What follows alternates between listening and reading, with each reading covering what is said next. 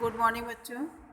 आज मैं भारतीय संस्कृति के अग्रदूत में जो कि आपके महान व्यक्तित्व बुक से लिया गया है पाठ 2, इसमें आज हम आपको महर्षि पतंजलि के बारे में बताएंगे। वैसे तो बच्चों प्राचीन काल में हमारे देश में बहुत से ऐसे महान पुरुष हुए जिन्होंने भारतीय संस्कृति के आलोक को दूर दूर तक फैलाया। ऐसे महान पुरुषों में महर्षि अगस्त्य जी थे, जिनके बारे में हम अपने पिछले वीडियो में बताया था। महर्षि पतंजलि थे, याज्ञवल्क्य थे, गार्गी भी थी, जिन्होंने नारी को संसार में एक अहम भूमिका प्रदान किया था। शास्त्रार्थ में याज्ञवल्क्य जी को पराजित किया था। तो ऐसे ही न जाने कितने महर्षि, दधीचि भी जिसमें आते हैं, इन्होंने हमारे देश में ज्ञान विज्ञान की बातों को बताया और उनका आविष्कार किया, जिसका आज तक पालन किया जाता है। तो चलिए आज शुरू करते हैं महर्षि पतंजलि।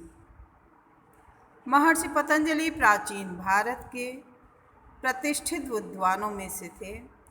इनके जन्म के विषय में कोई पुष्टि या प्रमाण नहीं मिलता है। ये पाटलिपुत्र के राजा पुष्यमित्र शुंग के समकालीन, जिनका समय 185 से 73 ईसा पूर्व तक माना जाता है। ये अपने 2 मुख्य कार्यों के लिए विख्यात हैं। प्रथम तो व्याकरण की पुस्तक महाभाष्य के लिए और दूसरे पाणिनि के अष्टाध्यायी की टीका लिखने के लिए। इन्होंने योग शास्त्र भी रचा है। महर्षि पतंजलि ने महाभाष्य की रचना काशी में की। काशी में नागकुआं नामक स्थान पर इस ग्रंथ की रचना हुई। नाग पंचमी के पास अब भी अनेक विद्वान एवं विद्यार्थी एकत्रित होकर संस्कृत व्याकरण के संबंध में शास्त्रार्थ करते हैं।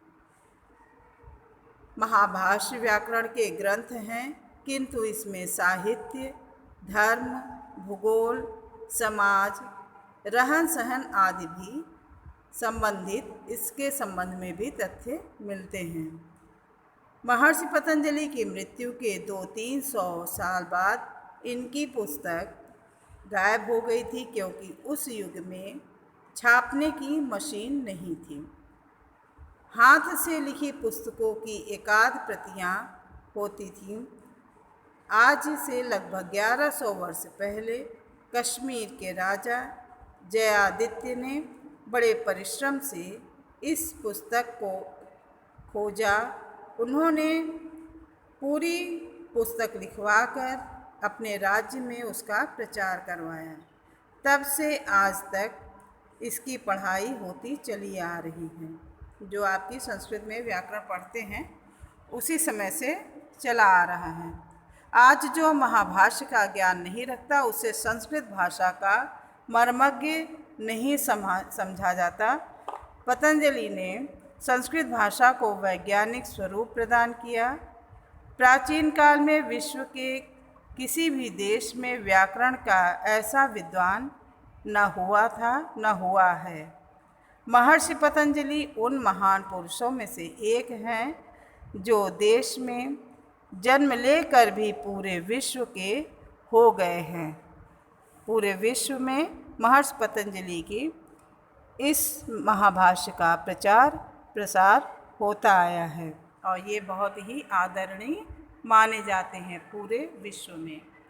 बच्चों आज बस इतना ही।